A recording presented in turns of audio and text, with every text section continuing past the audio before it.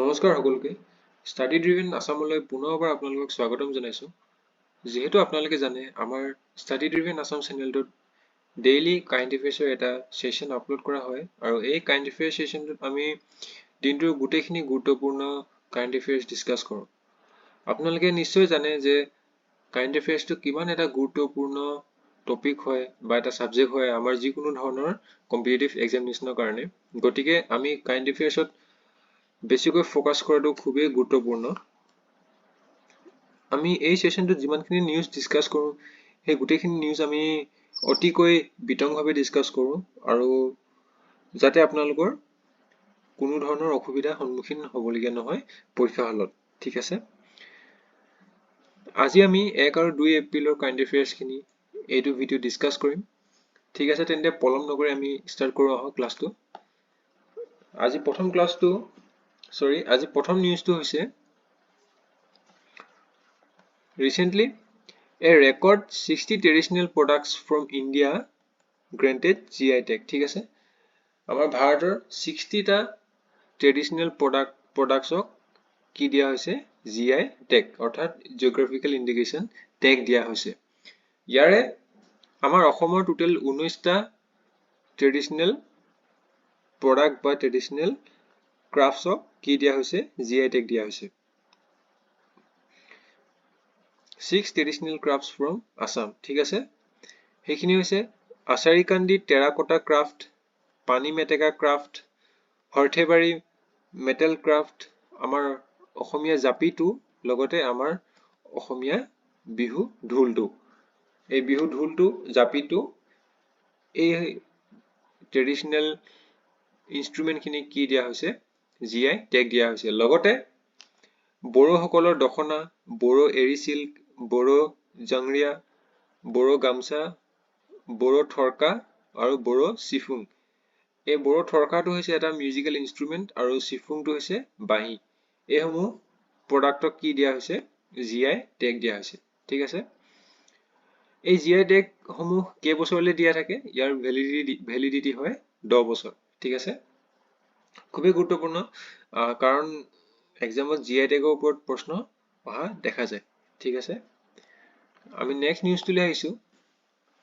Green elections in India. ঠিক আছে, recently আমাৰ ইলেকশ্যন কমিশ্যনে পলিটিকেল পাৰ্টিসকলক ৰিকুৱেষ্ট কৰিছে যাতে তেখেতলোকে যিহেতু এতিয়া লোকসভাৰ ইলেকশ্যন আহি আছে, তেখেতলোকে ইলেকশ্যন কেম্পেইনিঙত যাতে নন বায়'ডিগ্ৰেডেবল বস্তু ব্যৱহাৰ নকৰে, সেয়া পলিটিকেল পাৰ্টিসকলক ইলেকশ্যন কমিশ্যনে কি কৰিছে আৰ্জ কৰিছে। ঠিক আছে, not to use non biodegradable materials. ঠিক আছে, তাৰপিছত আমি ডিসকাস কৰিম হেপাটাইটিছ বি ওপৰত। কেলে? কাৰণ এই হেপাটাইটিছ বিটো এতিয়া ভাৰতৰ পাব্লিক হেল্থ কনচাৰ্ণ হিচাপে ভাৰতত হেপাটাইটিছ বিটো পৰিণতি হৈছে। ঠিক আছে, এই হেপাটাইটিছ বিটোৱে কি কৰে ইনফ্লেমেশ্যন অফ লিভাৰ। ঠিক আছে, লিভাৰৰ পুৰণি হওক বা লিভাৰৰ ইনফ্লেমেশ্যন হওক, এই হেপাটাইটিছ বি হলে এনেকুৱা ধৰণৰ লক্ষণবোৰ হোৱা দেখা যায়।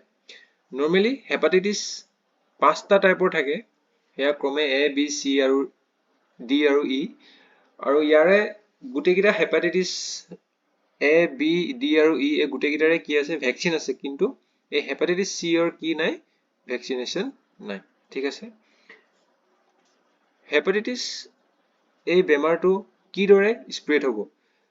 লেক অফ ফুড হাইজিন, আমি যদি লেতেৰা পেতেৰাকে যদি খাদ্য গ্ৰহণ কৰোঁ বা আমি যদি চফা পানী নাখাওঁ, আমি যদি কণ্টামিনেটেড ৱাটাৰ খাওঁ, তেনেহ'লে আমাৰ কি হ'ব হেপাটাইটিছ বেমাৰটো হ'ব পাৰে। আৰু আনজন মানুহৰ পৰা ইজন মানুহলৈ থ্ৰু ব্লাড, স্পাৰ্ম বা যিকোনো ধৰণৰ বডি ফ্লুইড যদি কি হ'ব এই হেপাটাইটিছ বেমাৰটো স্প্ৰেড হ'ব পাৰে। মনত ৰাখিব। নেক্সট, IMT ট্ৰাইলেট নামৰ এটা এক্সাৰচাইজ ৰিচেণ্টলি কনক্লুড কৰা হ'ল ক'ত নাকালা মোজাম্বিকিউ। ঠিক আছে, মোজাম্বিকিউ দেশৰ এই নাকালা জেগাটুকাত এই IMT ট্ৰাইলেট এক্সাৰচাইজটো ৰিচেণ্টলি কনক্লুড কৰা হৈছে। আৰু কোনকেইখন দেশে যদি ভাগ লৈছে বুলি যদি আমি সুধো তেনেহ'লে হ'ব IMT অৰ্থাৎ I পৰা ইণ্ডিয়া, M ৰ পৰা মোজাম্বিকিউ আৰু T পৰা টানজানিয়া। ঠিক আছে, এই তিনিখন দেশে এই এক্সাৰচাইজটোত ভাগ লয় আৰু এই এক্সাৰচাইজটো প্ৰথম এডিশ্যন হৈছিল 2022 চনত ঠিক আছে আজি কাৰেণ্ট এফেয়াৰ্ছ সেশনটোত ইমানখিনি আছিলে মই আশা কৰিলো আপোনালোকে এই কাৰেণ্ট এফেয়াৰ্ছ খিনি মই আশা কৰিছো আপোনালোকে এই ভিডিঅ'টো চাই নিশ্চয় ভাল পালে যদি আমাৰ চেনেলটো সাবস্ক্ৰাইব কৰা নাই তেনেহলে নিশ্চয় সাবস্ক্ৰাইব কৰি ল'ব যাতে আপোনালোকে আমাৰ ভিডিঅ' এটাও মিছ নকৰে ইয়াৰ লগতে আমাৰ চেনেলটোৰ বাকিখিনি প্লেলিষ্ট নিশ্চয় চেক কৰিব ঠিক আছে তেন্তে পুনৰ এটা নতুন ভিডিঅ'ত নিশ্চয় লগ পাম থ্যাংক ইউ